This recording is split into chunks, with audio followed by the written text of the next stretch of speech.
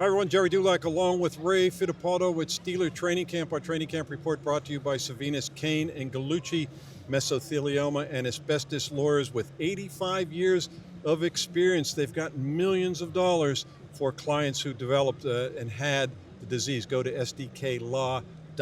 Check them out.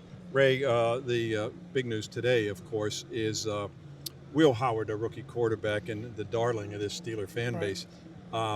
He broke a bone in his throwing hand yesterday at practice, never came back. He's going to miss the entire preseason.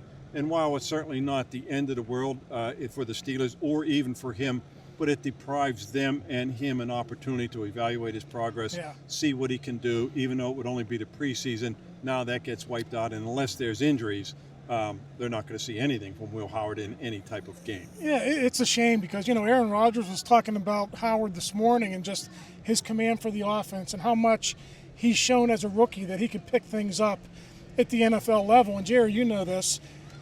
When rookies get injured during training camp and they miss a lot of time Mike Tomlin redshirts those guys. He did it with Calvin Austin. He did it with Roman Wilson last year. If Will Howard isn't back soon, and he's going to miss these 3 games, he might have a similar experience. Well, and then it raises the very slim possibility of what do you do with Skyler Thompson. You had a chance to talk to him today. Yeah. He will get a bulk of the snaps Saturday night, I'm sure, and in all 3 of those preseason games, those would be snaps that Will Howard would typically get. Right. It's not going to come down to a situation where Will Howard won't make the team. Will Howard's going to make the team, but we're going to see how it plays out. He should be back by the time of the regular season, but they might have to keep Skyler Thompson around into the regular season just to have 3 quarterbacks ready. And, Gerry, you could bring, I think, 8 players back from IR. So if they wanted to put Will Howard on IR for the first 4 games of the season, which they would have to do if they put him on IR, they could get away with that then. And they could, at that point, make a decision on Skyler Thompson sometime in October. So they're going to have options in the way they want to construct their roster. But undoubtedly, this is a great opportunity for Skyler Thompson. He was barely getting any reps out there now. And, Gerry, on Saturday night, he could play an entire half. Yeah, that's exactly right. He was out there getting a lot of work today in practice. Ray, when you look at this football team, there aren't any battles in training camp. This roster was built and constructed in the offseason. So when people talk about training camp battles, there really aren't any. But one that I think is really going to make them think is the battle at punter. Cam Johnston is coming back from that horrific knee injury that wiped out most of last year. They signed him to a pretty good contract last year. Yeah. Corliss Waitman stepped in, and Ray, when you watch him in training camp, if the fans have been watching, Corliss Waitman can bomb the football. Yeah. And it amazes me that he even agreed to come back to camp, because he could get a job somewhere else, and he probably will if he's the guy getting cut. But when you watch these guys kind of battle and punt it out here at training camp, Corliss Waitman is not taking a back seat to anyone, especially Cam Johnston. Yeah, and both those guys put on a show. Gerry, I don't know if you remember, but 10 years ago, back in 2015, the Steelers had Brad Wing and they had Jordan Berry, 2 Australian punters. And the Steelers were able to actually flip Brad Wing to the Giants, I think for a late-round pick, but they held on to him for the duration of training camp because they were able to get something in return for him. I would imagine it's going to be a similar circumstance this year. I expect the Steelers to keep Cam Johnston. They're paying him a lot of money, but if some other team is out there is in need of a punter, they might be willing to part with a late-round pick. Ray, you mentioned talking to Aaron Rodgers early today. Today was one of his days that he speaks. We're going to hear from Mike Tomlin tomorrow before practice. He'll have his pre-game media session. And Aaron Rodgers said he doesn't expect to play, and he's not going to play in the first game. Right. Curious to see how much he'll play in Game 2 and Game 3. But they're going to have to use him a little bit just to get him acclimated with the guys he's going to be playing with. I don't think it's going to be a lot of snaps, but you're not going to see him Saturday night. But I bet in the home game, the following week against Tampa Bay, I think you'll see him play a few snaps. I think you're going to want to see him for a few series. Maybe, Mike Tomlin with his starting quarterback, if they lead a scoring drive, a touchdown or a field goal drive, that's usually enough for him to say, okay, we're good. We're going to keep you safe until the regular season. It's interesting. Aaron said today he doesn't like the preseason a lot. He says it's very bland. It doesn't represent, for us and for them, it doesn't represent what he's going to see schematically during the season. He actually said joint practices are much better because those joint practices are usually against teams you're not playing during the regular season, and they're not afraid to show you different types of looks, and vice versa.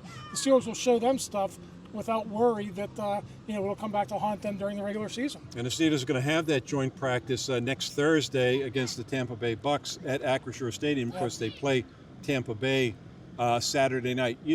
Ray, it would probably be nice to get him in the game, but also let's think back when Ben Roethlisberger was 38, 37, 36. He didn't play in the first 2 preseason games. He only played in the last one. Right. So with a 41-year-old quarterback, it's probably likely that he probably will not play until the final preseason game, or maybe he plays the home game and doesn't play the last game. But either way, I don't expect to see much of Aaron Rodgers in the preseason. And I think what's happened this week in practice probably eases Mike Tomlin a little bit. The offense, Gerry, has been much better. You were watching practice with me today. Things are starting to click between Aaron Rodgers and his receivers. The offense overall just looks better. So I think if Mike Tomlin is watching the same thing, he's going to have a certain comfort level. Yeah, Aaron, I don't need to see you go out there. I'll play the offensive line. I'll play some of these rookies, but you go ahead and take a seat. And Ray, when you talk about what Aaron Rodgers recognizes in defenses and getting a chance to see other defenses, the Steelers believe, and this is no surprise, but the Steelers believe that he is the best quarterback in the league at the line of scrimmage because he has seen it all. And so that is a big, big plus to have a guy like that. And while some people think, well, how's Arthur Smith going to live with that? Arthur Smith is perfectly fine with that and is excited to have a guy like that at the line of scrimmage. Yeah, Aaron was talking today. He spent 2.5 hours with Art last night just talking football. And, they go over certain things and they'll make tweaks here and there. And that walkthrough on the turf field before practice, they're actually installing a lot of new plays based on the conversations that Aaron and Arthur have at night. And Aaron was saying that he has an open door policy in his suite with his teammates. Right. They come in, they discuss things. If they want something to be done differently, Aaron takes it to Art, and then they work it out. So it's been a very interesting thing to watch here, and I think you're seeing the benefits of that here in practice this week. Well, the Steelers back on the practice field here at Saint Vincent College tomorrow, 1:55. Starting time. Friday, it's closed. The Steelers fly to Jacksonville. The game is Saturday night, 7:30 p.m. They are off Sunday, and then they're back here Tuesday, Ray, for just, 3 days. And then that's the end of training camp at Saint Vincent College. Then Thursday, joint practice with the Tampa Bay Bucks at Acrisure Stadium. So it's getting near the end here at Saint Vincent College, but we'll be with you right until the very end. For Ray Fittipaldo, I'm Gerry Dulac. You're watching Post-Gazette.com.